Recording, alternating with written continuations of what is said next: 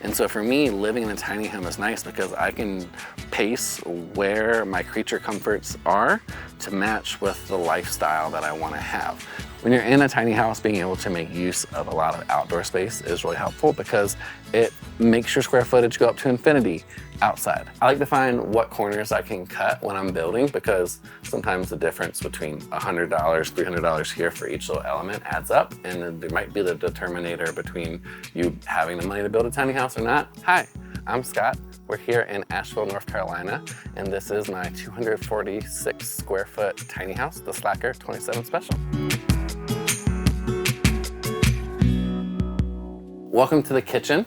When I was designing the tiny house, it was really important to me to have segmented cut up spaces. One of the things that I've seen in a lot of designs that I didn't want for my design was to have what I call one roomitis, where everything is kind of one big room with like a center walkway through it.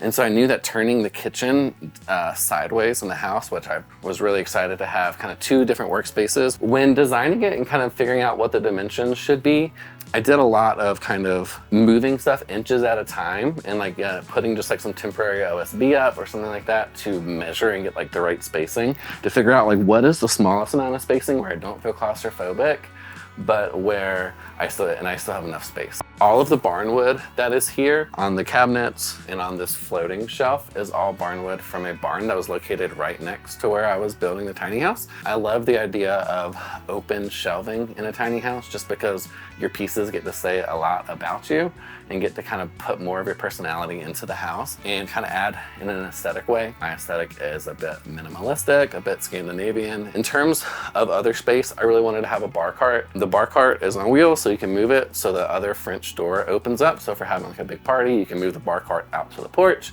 In terms of cooking power, we have two gas eyelets that run off propane, and then also have a air fryer. The fridge in this house is a 4.3 cubic foot fridge. It's still not huge. It's not as much as your normal house or typical house, whatever phrasing you want to use there. It's big enough for me.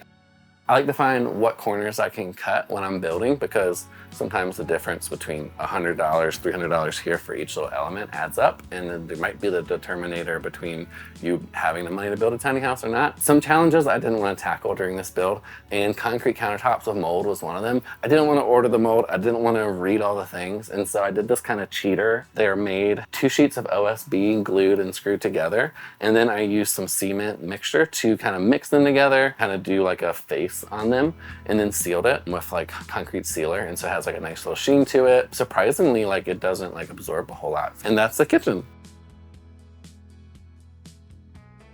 We're in the living room now. When I was designing the tiny home, I wanted very concise spaces that were clear, you know, which living space you're in.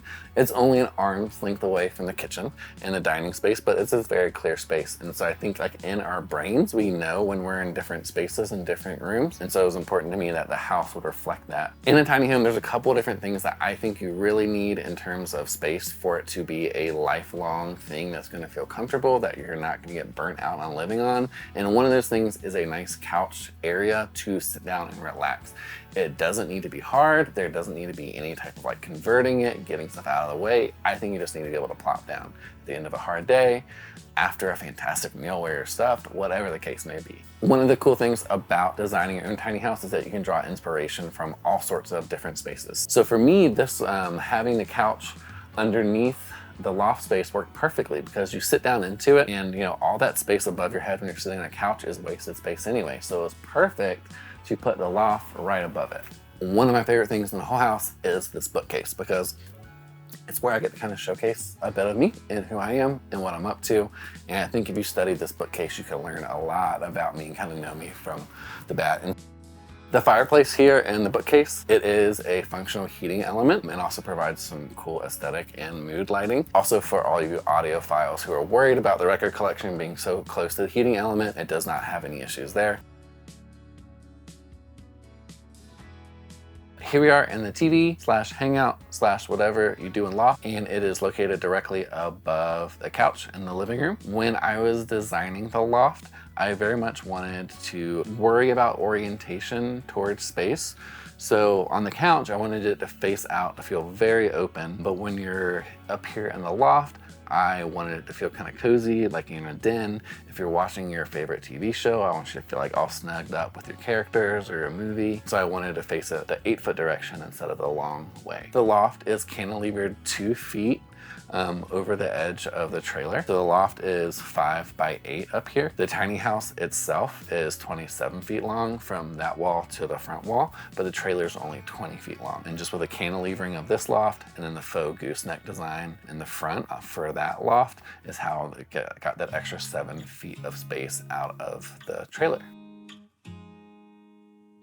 The build process took 3 months part-time as a solo build, and then it cost $27,000. Very affordable. You know, some of the things I did to, you know, cut down on money were subfloor things. Instead of building an additional subfloor, the trailer itself is an equipment hauler, and it comes with thick, like 2-inch flooring. Instead of building an additional subfloor, I just rolled out sheet insulation on that and then did the floor directly on top of that. Choosing exterior T111 panels for the siding is another way to cut down on cost. Doing the single pane utility windows was another way to cut down on cost. And so I kind of did what I could to make it as accessible as possible, and then spent the money where I needed to in order to best enjoy the house. The $27,000 that it costs to build the house is all inclusive. So that includes the furniture, it includes the dishes, everything except for the stuff in the bookcase is included in that price. The only reused products that I did were the pallet wood ceiling and then the barnwood for the cabinets and the ceiling in the bathroom.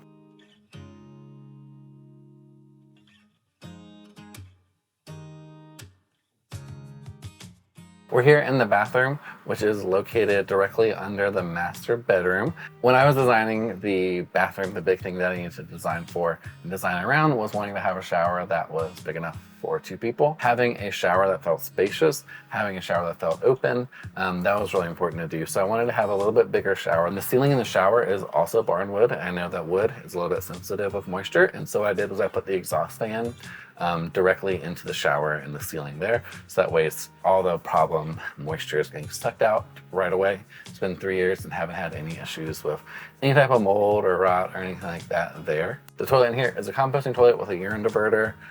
Really enjoy that setup and design. One of the big things about this composting toilet that I like is that it's always venting, and so smell and stuff like that has never been an issue. The bifold closet doors do a great job of letting climate control move through the bathroom while still allowing privacy, and also in terms of footprint size are pretty small to make space there.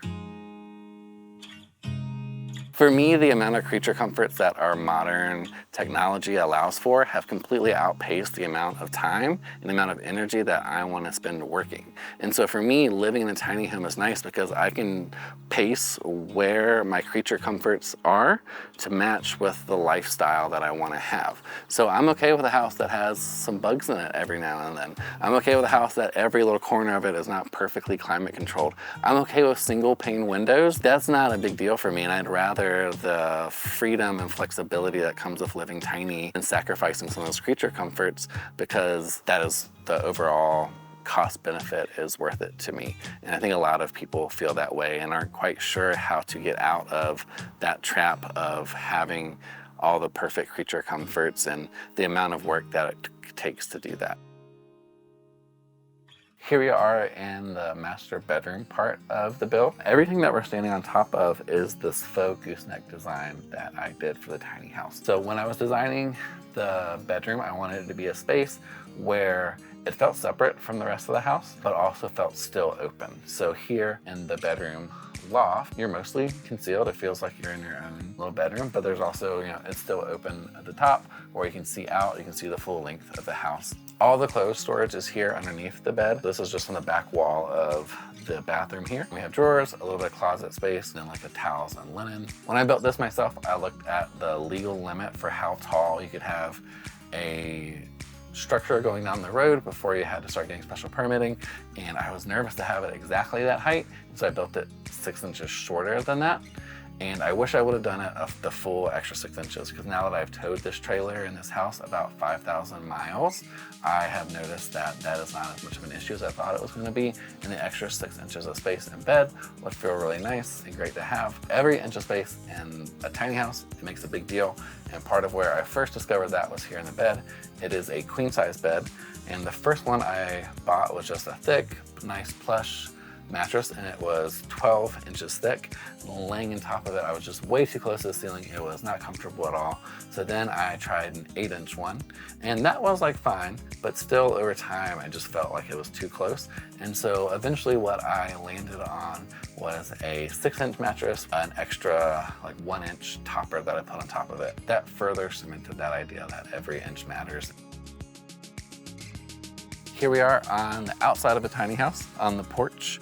This porch has taken several different variations. I built the house in Virginia, and I had the porch directly on the ground, just kind of floating off of it, nothing closed in. When I towed the house to California, we did the entire porch. It was still on the ground, but had enclosed the entire thing, so it was all screened in, so that way the cats could stay out there and be safe from the coyotes. And then when we moved back here to North Carolina, I decided to go for a hybrid version, and also decided that the porch space might feel a little bit more accessible and fun to use if you just walk straight out onto it. So we did the first raised porch up to the height of the door and settled for a half screened in, half not screened in option, which I've really enjoyed.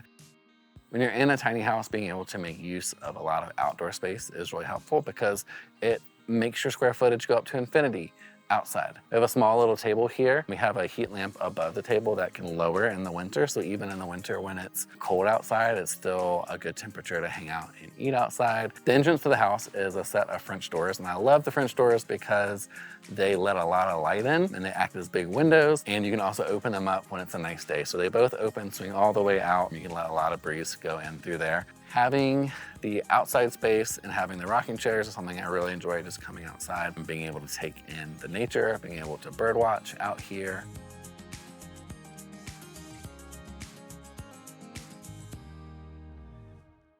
When it comes to tiny living, really what you're creating is a shelter. And at the very minimum, shelter needs to be dry and it needs to be warm. And everything else from there is bonus. And so for me, there's some stuff in the house that I have done to like a very C+ carpentry level. And there's some stuff that feels very A. And for me, you know, having the resources or spending the money to get it from like C to A for some stuff was worth it and some stuff isn't. And so I think, you know, a little bit of advice would be to really consider what level of comfort and needs you have and where you're willing to sacrifice and where you're not. So that way you can figure out what level of things you need to do. That's the nice thing about it being your own tiny space, is that you can decide exactly what level of great you want it to be. If you want to spend the extra several thousand, an extra, you know, couple, like dozen hours on something to get it to be to this awesome level, you can. And if you just want to scale back, you know, what shelter needs you have, you can do that too. And so really examining what you need from a shelter, I think, is really important. I'm Scott. You can find my tiny home and van life YouTube channel at Slacker Scott. Thanks so much for watching my home tour, and look forward to seeing you soon.